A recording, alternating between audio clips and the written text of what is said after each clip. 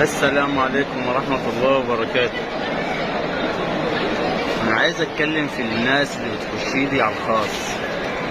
أتكلم في الناس اللي بتخشيلي على الخاص.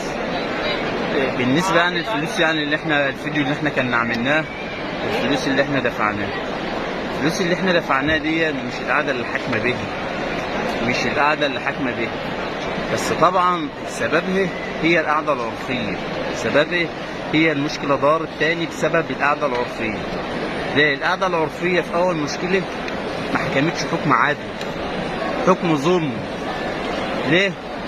كانت تبعت لهم فيديوهات الشكل طبعا لواحد ضلالي، طبعا قال لك فرجناها وهو ما فرجش للي بقى في القعدة. راجل ضلال ولا عنده ذمة ولا ضمير ولا دين، تمام؟ فالمشكلة حكموا ب 10,000، قال لك رضوا ب 10,000، ال10 بقوا 6، بقوا 7، بقوا 5. قلت له مش هدفع. قال لك يا عم انت رضوه خلاص، لان انت ما انتش فاضيله، ده عيل صايع وعيل بلطج هتجيب له منين؟ قلت له انا هاجي اشتم مراتك واضرب عيالك في غيابك وعشان تاخد حقك مني تقول لي رضيت؟ طب انا الصبح هاجي اشتمك مراتك وهضرب وتضربني يا عم وتديني 10,000 ترضيني ب 10,000 واعملها شغلتي. طبعا القعده كانت حكم ظلم، حكم ظلم وحكم اجتهادي. فطبعا ما شاء الله القعده هم كانوا 6، 3 مأيدين رأي لن ما ادفعش، و3 بيقول لك رضوه خلاص. فطبعا كل قعده عرفيه بتبقى عايزه ايه؟ شغل اجتهادي. شغل اجتهادي. القعده بقى تتحل بظلم، ماهيش بظلم، تتحل وخلاص. اسم الحاج فلان حل قعده، الحاج علان حل قعده، ومفيش حد عارف حاجه. دي القعدات دي قاعده ظلم، ظلمت ناس كتير على يدي. انا اعرف ناس كتير على يد ظلمتها ظلم جامد. اقسم وعز الجلاله الولد اللي مات محمد مجدي دي، اقسم وعز الجلاله 50% القعده هتشتغل ذنبه. 50% القعده العرفيه بتاعت بصرته هتشتغل ذنبه، لان قعده ظلمه، قعده ظلمه. لان اما تشجع واحد مجرم على الضرب والمشاكل وانت النهارده عامل مشكله وانا غلطان وتيجي تديني فلوس، يبقى انا هسيب اصلا شغلتي وهنتبه للكلام ده.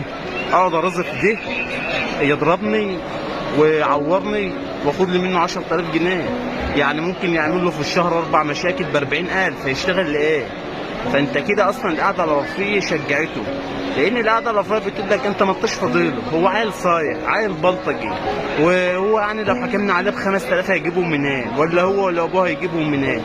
حسبنا الله ونعم الوكيل في كل قعده عرفيه ظلمه، وحسبنا الله ونعم الوكيل في كل واحد ساعد على الظلم وانتقم منهم يا رب العالمين. كل واحد ساعد على الظلم ينتقم منه، لان انا النهارده انت ظلمتني، معايا ادفع، غيري مفيش معايا يدفع، هتعمل في ايه؟ يعني خليه ماهوش بتاع مشاكل ومفيش معايا يدفع، هتعمل في ايه؟ يبقى انت ظلمت ولا ما ظلمتوش؟ انت شغلانتك القعده العرفيه، شغلانتك تحكم بما يرضي الله وبالحق وبالمظبوط، وبعد كده اللي معاه يدفع، اللي مفيش معاه ما يتقطم رقبته. ما انت اما يكون عيل صايع زي دي مفيش معاه وتحكم عليه حكم وما نعفيش عليه، يبقى معادش هيعملها شغلته. هيجي ممكن النهارده تدور عليه، بكره يتدور على ابن اختك، يتدور على بنت خالتك، يتدور على ابن اخوك، هيعملها شغلته، تمام؟ هيعملها شغلته. لكن انت النهارده ما حكمتش حكم بالعدل، ما حكمتش حكم ايه؟ بالعدل، تمام؟ فانت النهارده يا حاج. وبعدين برضو معظم الناس اللي اصحاب المشاكل واصحاب الابتلاءات، برضو قبل ما تقعد اختار، قبل ما تقعد اختار. في مثل بيقول لك قبل ما تناسب اختار. انا اخترت خطأ، بس انا كان ليا الحق تالت ومتلت. لو كنت جبت 2 صعايدة من على قهوة النشار كانوا حكموا له برقبته، حكموا لي برقبته، مش القعده تقول لك ايه رضيه، رضوه خلاص. اصل انت ما انتش بتاع مشاكل، لو قفلت يومين ما انتش هتعطل بالفلوس دي. انت مالك ومال عطلت؟ الرسول صلى الله عليه وسلم بيقول لك من دافع عن ماله وشرفه وعرضه ودينه ومات فهو ميت شهيد. تعرف الكلام ده ولا ما تعرفوش؟ تقول لي بقى حماتك مش عارف قريبتك حماتك مين، نسيبك مين، قريبك مين، جمايل مين، كل دي في الفاضي. ربنا يحاسبك عليهم وربنا يحاسبك على الحكم دي جميع. اي واحد قاعد في القعده العرفيه وظلم ربنا هيحاسبه ماشي، ومش هينفعوك قرايبك ولا قريب ولا غريب ولا اي الكلام ده، وحق يوم القيامه هاخده وربنا يعوض عليا خير. واول ما عوض عليا بزياره الله بيت الله الحرام الشريف. اول ما عوض عليا دي نعمه من عند ربنا، تمام. لكن ربنا ينتقم من كل قعده عرفيه ظلمه، وحسبنا الله ونعم الوكيل في كل قعده عرفيه ظلمه، وحسبنا الله ونعم الوكيل في اللي اخد الفلوس يعوض عليها بالحلال والحلال يا رب العالمين، ويخش عليهم بالخراب. اللهم خش عليهم بالخراب، الطرف اللي اخد الفلوس ربنا يخش عليهم بالخراب.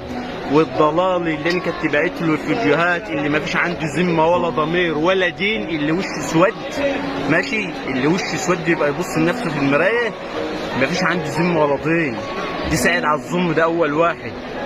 لكن الفلوس ال 124,000 اللي انا دفعتهم يا جماعه كانت شغله، المشكله دارت بسبب تحت القعده العرفيه، دي سببها المشكله الجد دي بسبب القعده العرفيه، تمام، بسببها.